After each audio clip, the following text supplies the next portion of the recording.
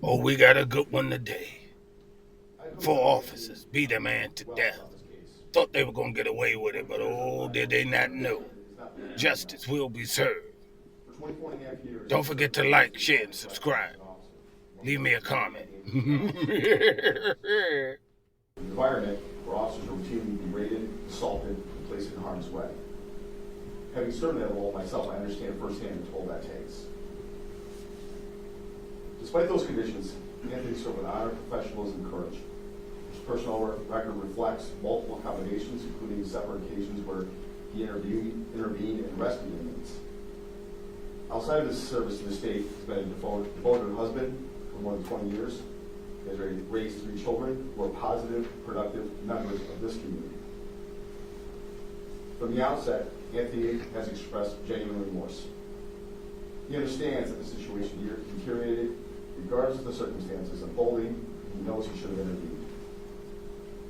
While friends and family urged him to continue fighting these charges, he insisted on taking responsibility and directing the result of this case. Some may attempt to define him solely what occurred on December 9th, 2024. But that isolated moment does not erase a lifetime of honorable service, personal sacrifice, and meaningful contribution. His character, his career, the way he's lived his life, the family he's raised, speaks truly to who he is. Thank you. Thank you, Mr. Gatto. Mr. Fina, was there anything that you want to say prior to being sentenced? Well, for the record, the defendant did waive his right to appeal at the time of his plea, so I'll not be going over those rights again. One thing I want to clarify, I did receive your sentencing memorandum, Mr. Riato, and with the number of statements on Mr. Fina's behalf that were attached there too, there was one overriding theme in a great many of them, which implored me to show leniency and impose a sentence less than was agreed to by the parties. So we're all very clear and very much on the same page. This is an agreed upon sentence. This is an agreement that was reached between the prosecution and the defense. At this juncture, this court has no authority for the people's asking to sentence to a minute more than was agreed to, or for anyone else is asking to sentence to a minute less than was agreed to. The agreed upon sentence is what will be imposed here today.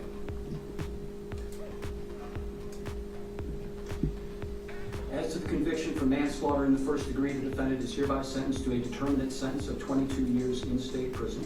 In addition, there is imposed 5 years of post-release supervision, along with a mandatory surcharge, crime victim, and DNA fees, which will total $375. The defendant is committed for the term of the sentence.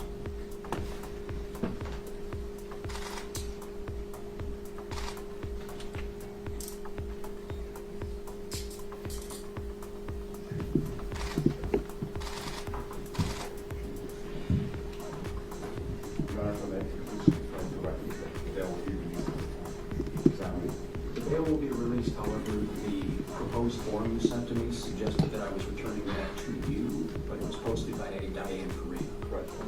It'll be returned to Diane Farina.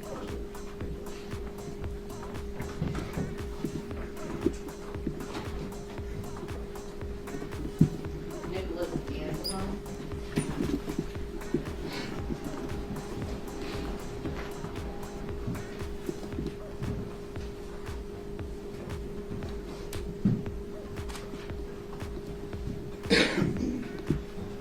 This is the matter of the people against Nicholas Anzalone, indicted 25. So if you have additional copies of those character letters you wanted, I'll take them. They seem to have become separated from the PSI after it was provided to you. My apologies and thank you, sir. Mr. Anzalone, was there anything you want to say prior to the sentence? Note for the record that the defendant waived his right to appeal at the time of his plea, so I'm not going over those rights again. I've been at this a long time, and I've seen a lot of terrible things in this room. I've never seen so many lives destroyed in a moment.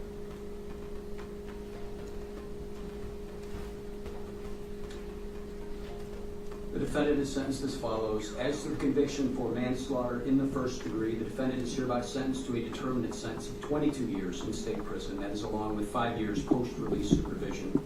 In addition, there is imposed a mandatory surcharge, crime victim, and DNA fees, which will total $375. $1,375. Defendant's committed for the term of the sentence.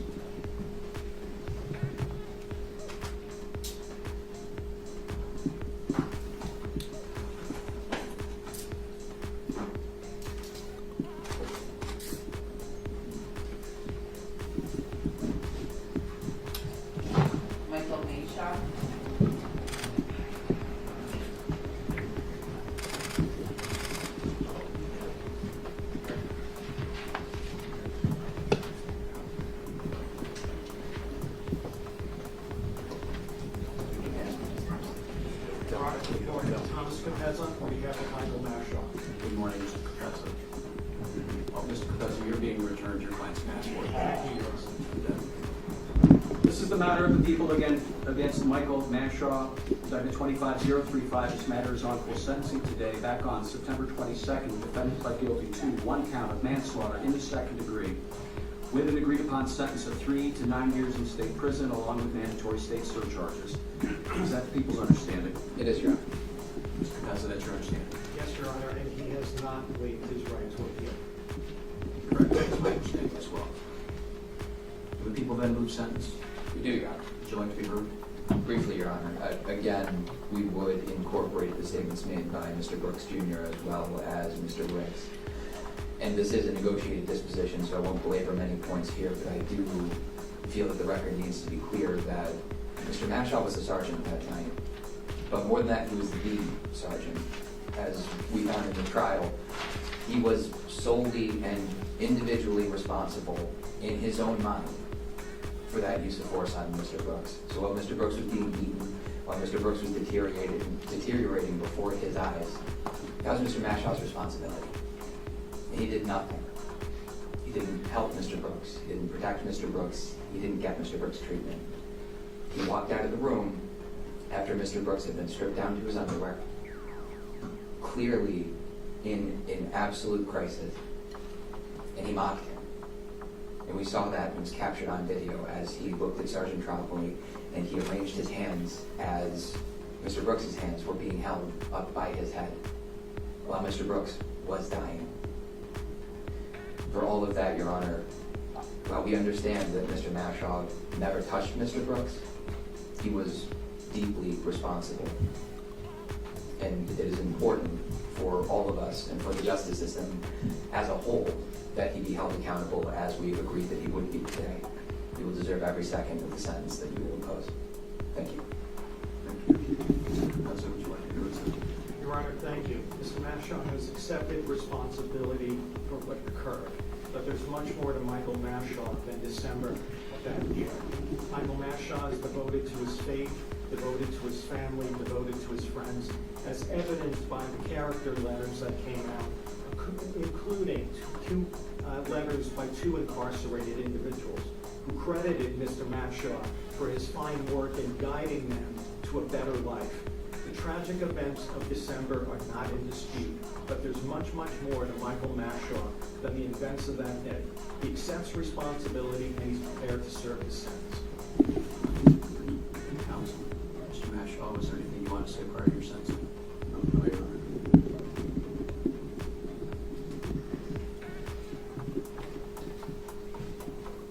I'll impose the agreed upon sentence. I did review the character letters that were submitted. They speak very well of you, Mr. Manshaw. Appreciate your service to our country. The words of the prosecution are well put here in the sense that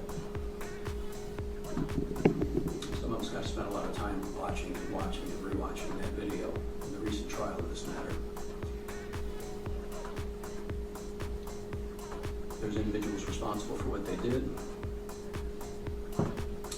I couldn't help but notice as you stood there, how this unfolded. The seal of the state of New York on one shoulder, the American flag on the other shoulder. You were there for us. You were the purpose. The person who had the authority, whose job it was, the reason you were there was to make sure something like this didn't happen. You were in the best position to say stop, and you didn't.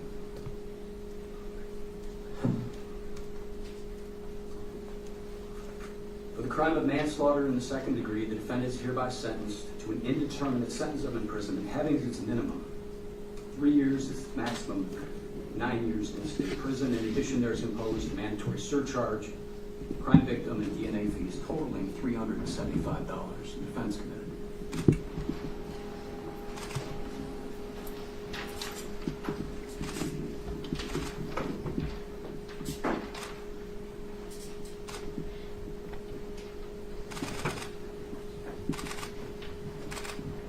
David Walters.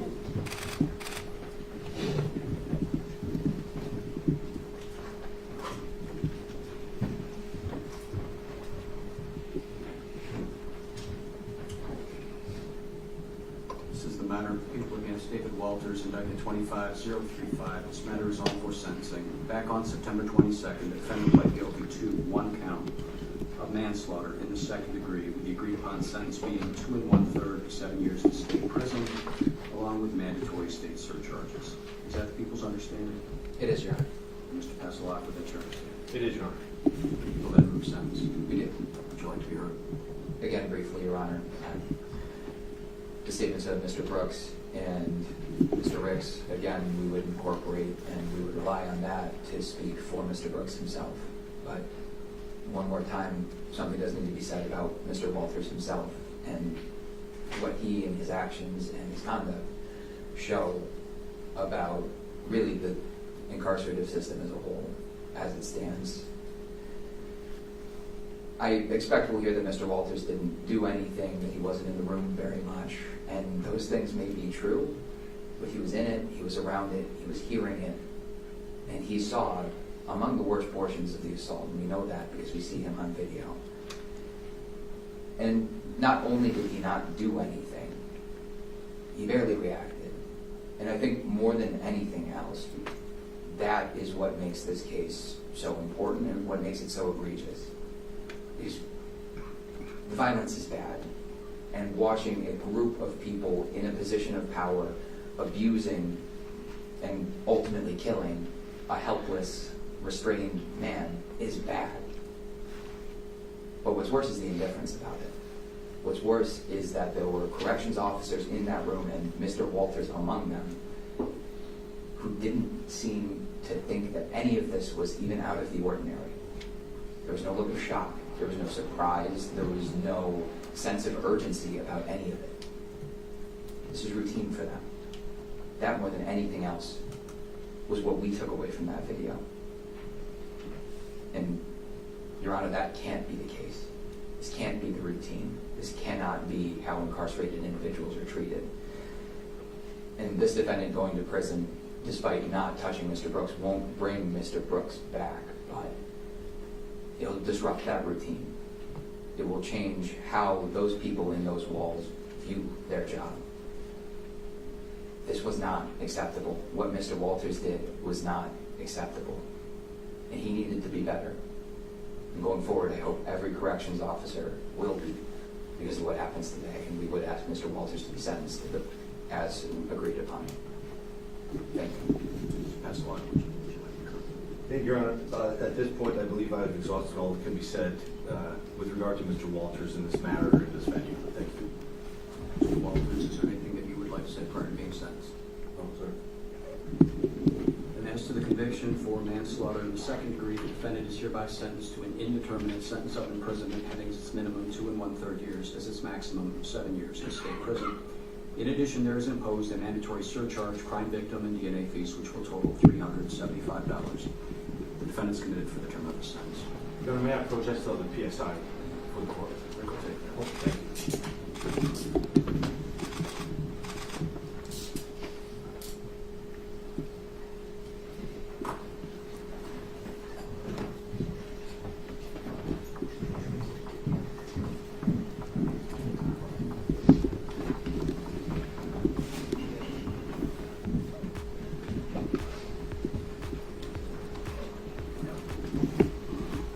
Hey, thanks for watching. Court adjourned. Please like, share, and subscribe. Leave a comment in the comment section. Your input is greatly appreciated.